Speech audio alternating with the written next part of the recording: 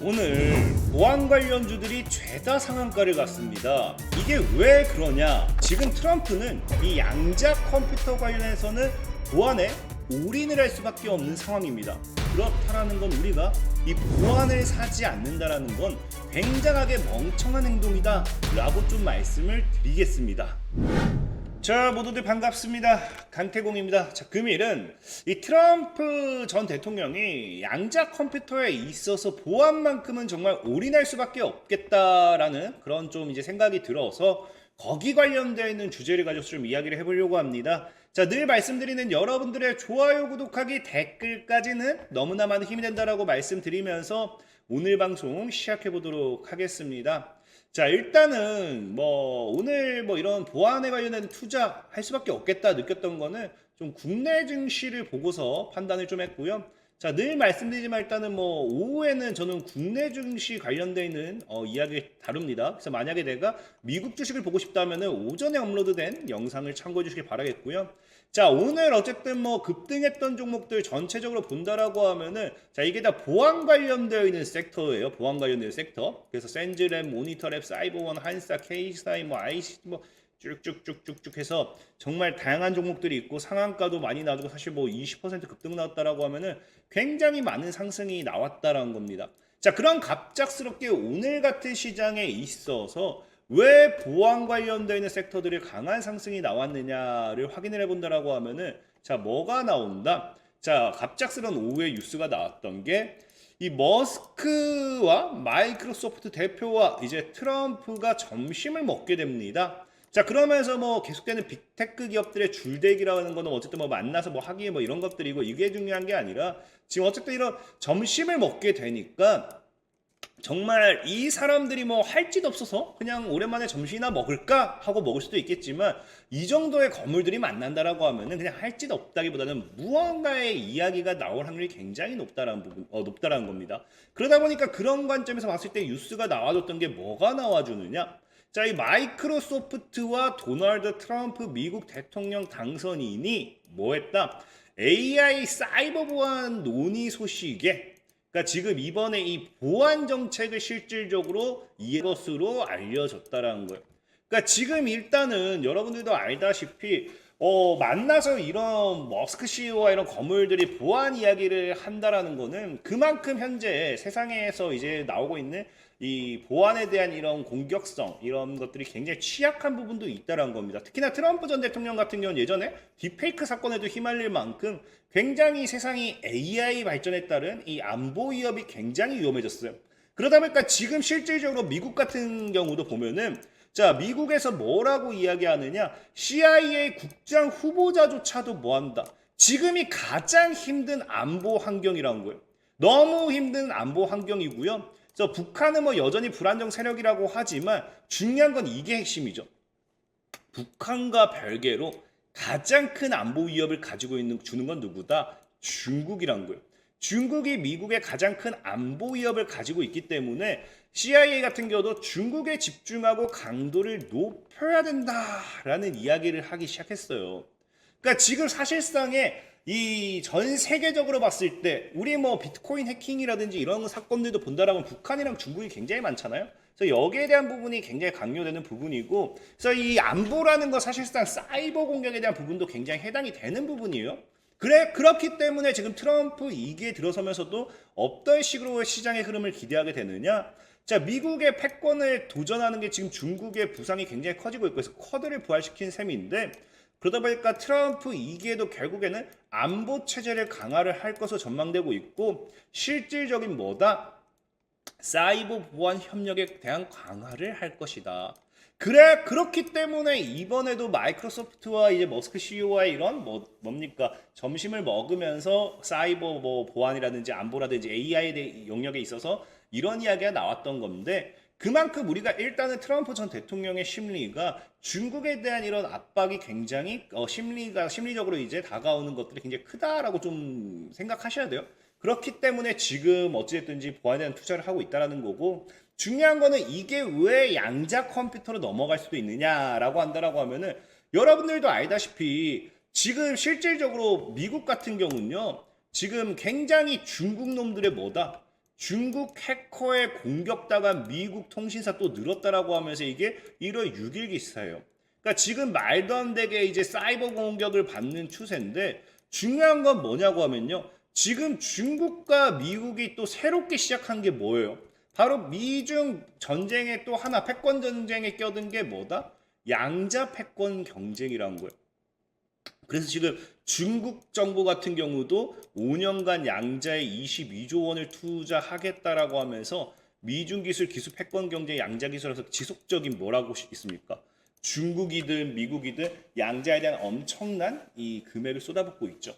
전에도 얘기했지만 양자 기술에 있어서 가장 중요한 건 뭐다? 보안이라고 저는 늘 말씀드렸던 부분이고 사실상 중국이 정말 이 양자 관련되어 있는 부분에 있어서 미국을 추월한다라고 하면은 당장에 할 건 뭐겠어요? 당장에 할 건 너무나 당연하게 제가 봤을 경우에는 해킹이지 않을까 좀 싶어요. 정말 뭐 중국 같은 경우가 뭐 잘 먹고 잘 살라고 양자에 투자하는 경우 투자할 수도 있겠지만 저는 정말로 과거의 사례를 봤을 때 이런 새로운 이 모든 보안을 뚫을 수 있는 게 양자 기술이라고 하면은 그런 부분에 있어서 중국이 좀 더 집중하고 있는 게 아니었나 좀 생각을 해보고 있고 특히나 지금 이제 미국 같은 경우는요 보안에 더 집중할 수밖에 없는 게 자 지금 보면 아시겠지만 애초에 뭐가 달라요? 투자 규모가 다릅니다. 그러니까 지금 트럼프 전 대통령 입장으로는 아마 투자금을 더 늘릴 거예요. 지금이 38억 달러, 150억 달러로 거의 4, 5배 차이 나는데 이것도 사실은 뭐냐고 하면요. 여러분들이 아실지 모르겠지만 트럼프 행정부 2기가 진행 중인 약 30억 달러가량을 또 투자하는 국가 양자 이니셔티브를 포함한 금액입니다. 그렇기 때문에 사실 실질적인 정부 투자 금액은 훨씬 더 적어요. 그래서 지금 이걸 포함한 금액이 이 정도라고 하면은 금액적인 차이가 굉장히 크고 그렇다라고 하면 정말 우리가 애초에 알고 있는 뭐 아이온큐라든지 리게티 뭐 이런 뭐 다양한 기업들이 아닌 새로운 양자 컴퓨터의 중국에서의 이런 그 상용화가 제일 먼저 나올 수도 있더라는 겁니다. 그래서 투자도 세계 1위고 기술 특허도 세계 1위고 점유율도 1위고 뭐 프로젝트 나오면서 위성 뭐 쭉쭉 나오죠. 그래서 대규모 정부 주도 프로젝트 및 인프라 집중이 되고 있기 때문에 아마 트럼프 전 대통령 입장에서는 더 투자금을 늘릴 수밖에 없는 상황이다 생각해보고 있고 중국이 이런 식으로 공격적으로 나와준다라고 하면은 보안에 조금 더 집중할 수밖에 없는 상황이 되지 않을까를 좀 생각을 해봐야 된다는 거예요. 그렇기 때문에 과거부터 사실 이제 오늘은 뭐 국내 주식을 얘기하는 시간이긴 하지만 그래서 과거에도 제가 이제 아이온큐 말고 실스크를 봐라라고 이야기를 하고 그게 6배, 7배 올라갔던 부분도 양자 보안이란 부분에 있어서 반사익을 받을 수 있었던 부분이었기 때문이고요. 자, 어쨌든 그러다 보니까 지금 저는 이제 계속해서 얘기하는 게 양자에 대한 투자가 증가됨에 따라서 보안 영역에 대한 부분이 분명히 커질 수밖에 없다라고 좀 보는 거고 제가 뭐 이제 그 과거에도 또 얘기를 했습니다. 과거에 지금 뭐 워런 버핏이 지금 결국 투자한다라고 하면서 양자 컴퓨터에도 투자한다라고 해서 이거 뭐 워런 버핏이 무슨 양자 컴퓨터에 투자하냐 뭐 말도 안 소리 하지 마라라고 했던 분들이 굉장히 많았는데 분명히 그 당시에도 말했어요. 직접적인 투자를 한 게 아니라 뭘 하고 있다. 자 보면은 그 당시에도 뉴스가 나왔던 게 자 이제 워렌 버핏의 이제 버크셔 해서웨이가 뭐예요? 진짜 워렌 버핏 같은 경우는 투자할 데가 없어서 나는 현금만 쌓아놓고 있다 했던 사람이 도메인 업체인 베리사인을 지분을 확대를 합니다. 그래서 최대 주주로 등극을 해요. 사실상 이 베리사인 같은 경우는 PER이라든지 이런 것만 본다 하더라도 워런 버핏의 투자 철학과는 굉장히 멀다고 사실 저는 생각을 해요. 그럼에도 그냥 일방적인 뭐 지분을 좀 사들인다, 투자 매수한다가 아니라 최대 주주로 등극을 했다라는 거는 정말 공격적인 투자를 했다라고 우리가 생각을 해봐야 됩니다. 근데 이런 그 베리사인 같은 경우도 알고 보니까 뭘 하는 기업이었다. 과거부터 넥스트 스텝으로서 양자 보안 암호 관련되어 있는 퀀텀 관련되어 있는 기술, 그러니까 양자 컴퓨터와 보안 관련되어 있는 부분에 있어서 투자를 활발하게 진행하고 있던 기업이 베리사인이라는 기업이었고요. 워런 버핏 씨는 그 베리사인이라는 기업에 뭐가 되었다? 최대 주주가 되었다라는 거예요. 그렇다라는 거는 사실상의 양자 컴퓨터의 보안 영역에 있어서도 투자를 했다라고 생각해 볼 수 있다는 겁니다. 그래서 그런 부분에 있어서 워렌 버핏도 투자를 했다라는 거고, 자, 어쨌든 그러다 보니까 이제 한국 주식으로 넘어오게 되면은 이 양자 보안에 있어서 가장 큰 수혜를 받을 수 있는 대표 수혜주가 두 가지 정도가 저는 있다 생각을 해요. 그래서 최근에도 가장 크게 올랐던 거. 자, 첫 번째로는 이제 한국 첨단 소재입니다. 그래서 한국 첨단 소재 같은 경우는요, 드론용 양자 암호. 왜냐, 이 드론이란 건 여러분들도 알다시피 트럼프 정부에서 굉장히 밀고 있는 것 중에 하나예요. 과거에 머스크 CEO 역시도 뭐 무인 항공기 이런 것들이 강조했던 만큼 어쨌든 양자 암호 개발한다라고 하면서 한국 첨단 소재가 양자 암호 관련되어 있는 부분으로서 좀 모멘텀을 받았던 부분이 있고요. 자, 두 번째로는 이제 아톤이라는 기업이 있어요. 아톤이라는 기업이 있는데 이 기업 역시도 양자 내성 암호화 기술 기반 인증 솔루션 개발 발표로서 최근에 강한 상승세를 보여주는 기업 중 하나입니다. 자, 근데 이 두 가지 기업의 문제는 뭐냐고 하면은 제가 늘 방송할 때마다 여러분들에게 얘기하는 거, 이거를 여러분들에게 사라라고 사실 할 수는 없어요. 왜?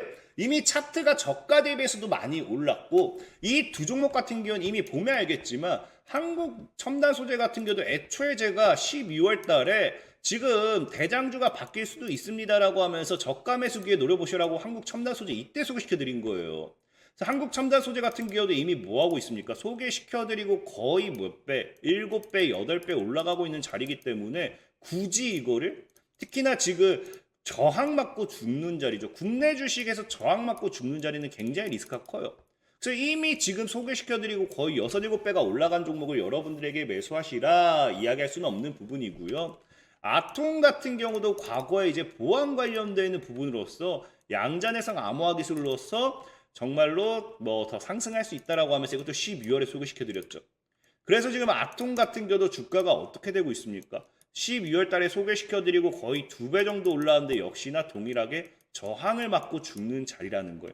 그러니까 이미 지금 시장에 강한 종목들은 상승에 대한 기대가 더 크긴 하지만 무조건적으로 올라갈 거다고 해서 빠질 때 저가 매수하는 게 아니라 올라가는 구간에서 사는 건 말이 안 된다는 겁니다.